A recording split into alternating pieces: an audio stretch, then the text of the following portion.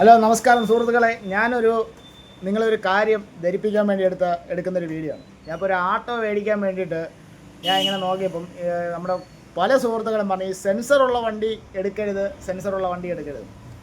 ഈ സെൻസറുള്ള വണ്ടി എടുത്താൽ എന്താ കുഴപ്പമെന്ന് അറിയില്ല. ഇപ്പോൾ 2022 മോഡൽ വണ്ടി ഞാൻ പോയി നോക്കിയതാണ്. അപ്പോൾ നോക്കിയപ്പോൾ നമ്മുടെ പല സുഹൃത്തുക്കളും പറഞ്ഞു. അപ്പോൾ ഈ വണ്ടി തരുന്ന ആൾ വരെ പറഞ്ഞത് സെൻസറാണ് എന്ന് പറയുന്നു.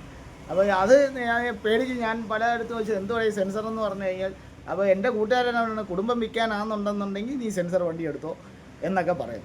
അപ്പോൾ ഇതേക്കൂട്ട് ഞാനിപ്പോൾ നമ്മളൊരു സുഹൃത്തിൻ്റെ അടുത്ത് ഇപ്പം ഒരു സ്കൂട്ടറിൻ്റെ കാര്യമാകുമ്പോൾ പറഞ്ഞു സെൻസർ വണ്ടി എടുക്കുകയും ചെയ്യില്ല. ഞാനിപ്പോൾ ഒരു സ്റ്റാൻഡ് ഒന്ന് പോയി കഴിഞ്ഞാൽ തന്നെ വണ്ടി സ്റ്റാർട്ടാവുന്നില്ല. അതായത് സ്റ്റാൻഡ് എടുക്കുമ്പോഴാണ് ആ സ്കൂട്ടർ സ്റ്റാർട്ടാവുന്നത്. അപ്പോൾ ഈ സ്റ്റാൻഡ് മാറണമല്ലോ. സ്റ്റാൻഡ് ഒടിഞ്ഞ് ഇപ്പോൾ നമ്മളങ്ങോട്ട് പോകുന്ന വഴിക്ക് സ്റ്റാൻഡ് ഒന്ന് തട്ടി ഒടിഞ്ഞ് കഴിഞ്ഞാൽ പിന്നെ വണ്ടി സ്റ്റാർട്ട് ആവത്തില്ല. പിന്നെ അതിൻ്റെ സ്റ്റാൻഡിൻ്റെ ഫുള്ള് സെറ്റോടെ മാറണം. സെറ്റ് മാറുന്നതിന് എത്ര രൂപ എന്നാ പറഞ്ഞത്? അതിന് തന്നെ 4000 രൂപ. ഒരു ബൈക്കിൻ്റെ സ്റ്റാൻഡ് സെറ്റോടെ മാറി 4000 രൂപ. അത് വഴിയിലായി കഴിഞ്ഞാൽ നമുക്ക് ഓടിച്ച് വർക്ക്ഷോപ്പിൽ വരെ കൊണ്ടുവരാൻ പറ്റത്തില്ല. അത് അവിടെ വെച്ചിട്ട് വേറെ വണ്ടിക്കകത്ത് വന്ന് നമ്മൾ വേറെ ആളെയും വിളിച്ചിട്ട് വേണം ഈ സ്റ്റാൻഡ് മാറാൻ തന്നെ.